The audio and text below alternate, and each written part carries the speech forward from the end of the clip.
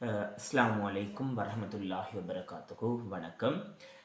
இன்றைய காணொளியில் 2025ஆம் ஆண்டு எதிர்பார்க்கை வினாக்களில் குறிப்பாக சென்ற காணொளியில் நான் யாப்புக்கள் பற்றிய விடயத்தை மிகவும் இலகுவாக குறிப்பாக தரம் 11இல் இருக்கக்கூடிய அலகு 4இல் இருக்கக்கூடிய கோல்புரூக் அரசியல் சீர்திருத்தம், குரு மக்களம், மெனிங் டெவன்ஷியர், அதே போன்று டொனமூர் போன்ற அரசியல் சீர்திருத்தங்களை மிகவும் சுருக்கமாகவும் விரிவாகவும் அதனோடு தொடர்பட்ட விடயங்களை நான் உங்களுக்கு கூறியிருந்தேன். இன்றைய காணொளியில் தரம் 11இன் அலகு 6இல் இருக்கக்கூடிய பிரதானமான 3 யாப்புக்களும் அவற்றின் பிரதானமான பண்புகளையும் இன்றைய காணொளியில் நான் விளக்கமாக தருவதற்கு எண்ணியிருக்கின்றேன். தரம் 11இல் அலகு 6இல் இலங்கை சுதந்திரம் அடைதல் என்ற பாட அலகில் ஷோல்பரி அரசியலமைப்பு 1947, முதலாம் குடியரசு அரசியலமைப்பு 1972, இரண்டாம் குடியரசியல் அமைப்பு 1978 அரசியலமைப்புகளை இன்றைய காணொளியில் விரிவாக தருவதற்கு நான் எண்ணியிருக்கின்றேன். குறிப்பாக உங்களிடம் இந்த பாட அலகில் கேட்கப்படக்கூடிய வினாக்களை நான் முதலில் உங்களுக்கு சொல்லியிருக்கின்றேன். அந்த வகையில் சோல்பரி அரசியல் யாப்பின் பிரதானமான பண்புகளை குறிப்பிடுக. சோல்பரி அரசியல் யாப்பின் பிரதானமான பண்புகள்: ஆளுநர் நாயகம், பிரதமர் தலைமையிலான அமைச்சரவை, இருசபை கொண்ட பாராளுமன்றம், நீதிமன்ற செயற்பாடுகள். இந்த பிரதானமான 4 விடயங்களும் ஷோல்பரி அரசியல் அமைப்பின் பிரதானமான பண்புகளாக காணப்படுகின்றன. எனவேதான் இந்த முறை எதிர்பார்க்கப்படுகின்ற முக்கியமான ஒரு வினாவாக ஷோல்பரி அரசியல் அமைப்பின் பிரதானமான பண்புகளை மாணவர்களிடம் கேட்கப்படலாம். அதே போன்று அடுத்த யாப்பாக இலங்கையர்களால் உருவாக்கப்பட்ட முதலாவது யாப்பாக 1972ஆம் ஆண்டு அரசியலமைப்பு காணப்படுகின்றது. இந்த 1972ஆம் ஆண்டு அரசியலமைப்பில் பிரதானமாக 4 அல்லது 5 கேள்விகள் வருவதற்கான சாத்தியப்பாடுகள் இருக்கின்றன. அந்த கேள்விகளையும் நான் உங்களுக்கு இவ்விடத்திலேயே சொல்லித் தருகின்றேன். அந்த அடிப்படையில் இலங்கை குடியரசாக்கப்பட்டது எத்தனையாம் ஆண்டில்?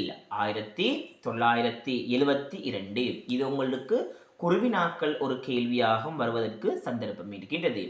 சுதந்திர இலங்கையின் முதலாவது பிரதமராக DS சேனாநாயக்கவும், இலங்கை குடியரசின் முதலாவது பிரதமராக ஸ்ரீமாவோ பண்டாரநாயக் அவர்களும் காணப்படுகின்றனர். எனவே இந்த 2 விடயங்களையும் தயவு செய்து மாற்றிக்கொள்ள வேண்டாம். சுதந்திர இலங்கையின் முதலாவது பிரதமராக DS சேனாநாயக்க, குடியரசு இலங்கையின் முதலாவது பிரதமராக ஸ்ரீமாவோ பண்டாரநாயக் அவர்கள் தேர்வு செய்யப்பட்டார்கள். இது முக்கியமான 2 கேள்விகளாக இருக்கின்றன.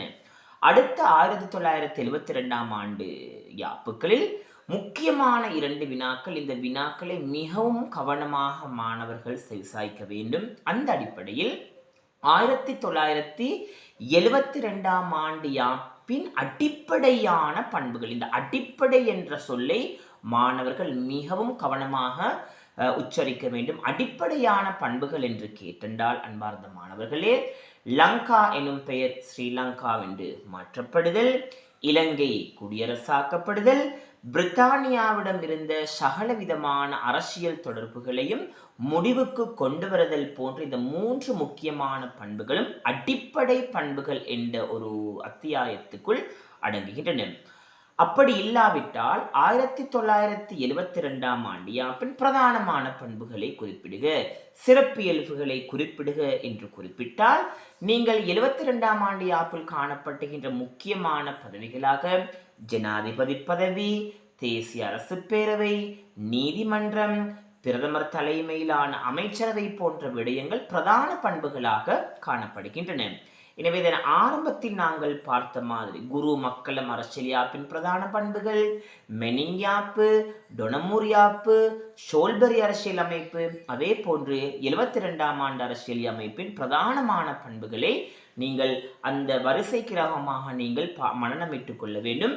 அதில் குறிப்பாக 1972ஆம் ஆண்டு அரசியல் அமைப்பின் அடிப்படை பண்புகள் என்று கேட்டென்றால் லங்கா எனும் பெயர் ஸ்ரீலங்காவென்று மாற்றப்படுதல், இலங்கை குடியரசாக்குதல் போன்ற விடைகள் அடிப்படை பண்புகளாக வர வேண்டும். எனவேதான் இவ்விடத்தில் தான் 72ஆம் ஆண்டு யாப்பல் முக்கியமான வினாக்களாக இருக்கின்றன. அந்த வகையில் இதில் வரக்கூடிய ஏனைய சொல் வினாக்களையும் நான் உங்களிடம் பகிரலாம் என்று நினைக்கின்றேன்.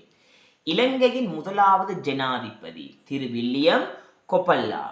அதே போன்று 1972ஆம் ஆண்டில் சட்டசபை எவ்வாறு அழைக்கப்பட்டது? தேசிய அரசு பேரவை.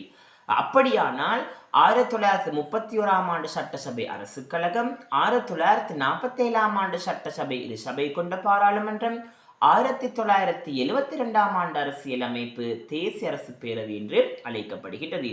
எனவேதான் நான் ஆரம்பத்தில் குறிப்பிட்ட மாதிரி ஆண்டு, யாப்புக்கள், சட்டத்துறை, உறுப்பினர்களுடைய எண்ணிக்கை, பண்புகள் என்ற அந்த 5 குழுக்களாக பிரித்து அதனை நீங்கள் ஒழுங்காக எழுதி கொண்டு வருமேயானால் மேற்படி அழகை மிகவும் இலகுவாக மாணவர்கள் விளங்குவதாக இருக்கும். எனவேதான் நான் 1947ஆம் ஆண்டு ஷோல்பர் அரசியல் அமைப்பின் பிரதான பண்புகள், 72ஆம் ஆண்டு அரசியல் யாப்பின் அடிப்படை பண்புகள், பிரதான பண்புகளை விரிவாகவும் சுருக்கமாகவும் நான் குறிப்பிட்டிருந்தேன். அடுத்ததாக இலங்கையின் தற்போது நடைமுறையில் இருக்கக்கூடிய யாப்பான 1978ஆம் ஆண்டு அரசியல் அமைப்பின் பிரதானமான பண்புகளை நாங்கள் இனி பார்ப்போம்.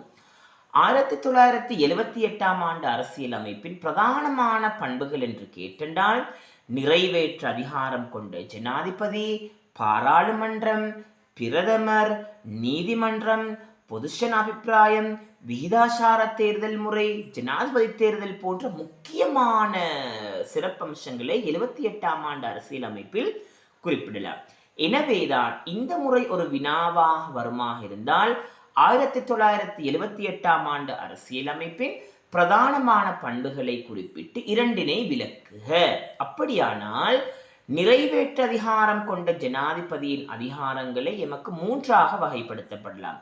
சட்டத்துறை சார்ந்த அதிகாரங்கள், நிறைவேற்றுத்துறை சார்ந்த அதிகாரங்கள், நீதித்துறை சார்ந்த அதிகாரங்கள் என்று 3 வகைகளுக்குள் எமக்கு உள்ளடங்கலாம். அந்த அடிப்படையில் சட்டம் சார்ந்த அதிகாரங்களாக பாராளுமன்றத்தை கூட்டுதல், ஒத்திவைத்தல், கலைத்தல், பாராளுமன்ற பிரசங்க உரையை நிகழ்த்துதல் சட்டமன்றத்தின் அதிகாரங்களாகவும், நிர்வாகத்துறை சார்ந்த அதிகாரங்களாக பிரதமரை நியமித்தல், அமைச்சு பொறுப்புகளை வழங்குதல், மாற்றுதல் போன்ற முக்கியமான பொருட்கள் நிறைவேற்று அதிகாரங்களாகவும், நீதித்துறை அதிகாரங்களாக குற்றவாளிகளுக்கு மன்னிப்பு வழங்குதல், தண்டனைகளை ஒத்திவைத்தல், உயர் நீதிமன்ற பிரதம நீதியரசர்களை நியமித்தல் போன்ற முக்கியமான அதிகாரங்களை நிறைவேற்று ஜனாதிபதி கொண்டிருக்கின்றார். அதே போன்று இலங்கையின் முதலாவது நிறைவேற்று ஜனாதிபதியாக J.R. ஜெயவர்தன் அவர்கள் காணப்படுகிறார்கள். எனவேதான் நான் ஆரம்பத்தில் குறிப்பிட்ட மாதிரி இலங்கையின் சுதந்திர குடியரசின் முதலாவது பிரதமர், குடியரசு இலங்கையின் முதலாவது பிரதமர், இலங்கையின் முதலாவது ஜனாதிபதி, இலங்கையின் முதலாவது நிறைவேற்று ஜனாதிபதி, இந்த 4 விடயங்களையும் மாணவர்கள் மிகவுமே கவனமாக தெரிவு செய்து கொள்ள வேண்டும். அதே போன்றுதான் பாராளுமன்றத்தின் கடமைகளை குறிப்பிடுக, நிதி நிர்வாகம், வரவு செலவு திட்டத்தை அனுமானித்தல் போன்ற முக்கியமான விடயங்கள். அதே போன்று மாணவர்கள் கவனமாக ஒரு விடயத்தை நீங்கள் பார்க்க வேண்டும். 78ஆம் ஆண்டில் இருக்கக்கூடிய நீதிமன்ற முறைகள், 72ஆம் ஆண்டில் இருக்கக்கூடிய நீதிமன்ற முறைகள், இவற்றின் வகைப்பாடுகளை மாணவர்கள் சரியாக விளங்கிக் கொள்ள வேண்டும். எனவேதான் இன்றைய காணொளியில் நான் மிகவும் சுருக்கமாக 1947ஆம் ஆண்டு அரசியலமைப்பின் பிரதானமான பண்புகள், 72ஆம் ஆண்டு அரசியலமைப்பின் அடிப்படை பண்புகள், பொதுவான சிறப்பியல்புகள், அதே போன்று 78ஆம் ஆண்டு அரசியலமைப்பின் பிரதானமான பண்புகளை மாணவர்களுக்கு நான் குறிப்பிட்டிருக்கின்றேன். எனவே இந்த விடயங்களை வைத்து கடந்த காலத்தில் வந்திருக்கக்கூடிய வினாக்களையும் ஒப்பிட்டு அழகு 4 இருக்கக்கூடிய அரசியல் யாப்புக்களையும் அழகு 6 இருக்கக்கூடிய அரசியல் யாப்புக்களையும் ஒன்றாக எடுத்து அவற்றுடைய சிறப்பம்சங்களை நீங்கள் விரிவாகவும் சுருக்கமாகவும் எழுதி கொண்டு வந்தால் அந்த பண்புகளை வைத்து உங்களிடம் கேட்கப்படக்கூடிய கேள்விகளுக்கு இலகுவாக விடைகளை எழுதுவதற்கு மாணவர்களுக்கு முடியுமாக இருக்கும். எனவேதான் அன்பார்ந்த மாணவர்களே, கோல்புரூக், குருமக்கலம், மெனிங், மெனிங் டெவன்ஷியர், டொனமூர், ஷோல்பரி, 72, 78 இந்த 8 யாப்புக்களின் பிரதானமான பண்புகளையும் குறைந்தது 2 அளவு நீங்கள் மனனமிட்டு கொண்டால் உங்களிடம் கேட்கப்படக்கூடிய யாப்புக்கள் சம்பந்தமான கேள்விகள் வந்தால் இலகுவாக மாணவர்களால் விடையளிக்க முடியும்.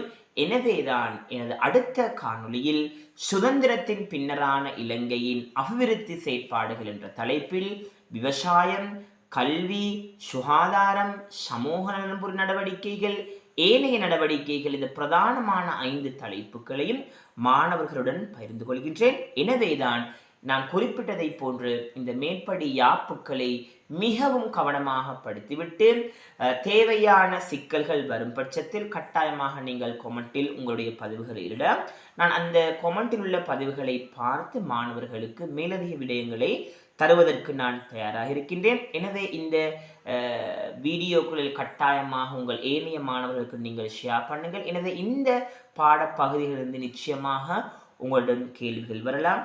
எனவே கேள்விகள் வருகின்ற பொழுது பயமில்லாமல் எழுதுவதற்கு இந்த காணொளி மிகவுமே உங்களுக்கு பயனுள்ளதாகும் என்றும் கூறி அடுத்த காணொளியில் உங்கள் அனைவரையும் சந்திக்கும் வரை என்றும் உங்கள் ரிஃபாஸ் ஆசிரியர். நன்றி. வஸ்ஸலாம். அஸ்ஸலாமு அலைக்கும் வரஹ்மத்துல்லாஹி வபரகாத்துஹு.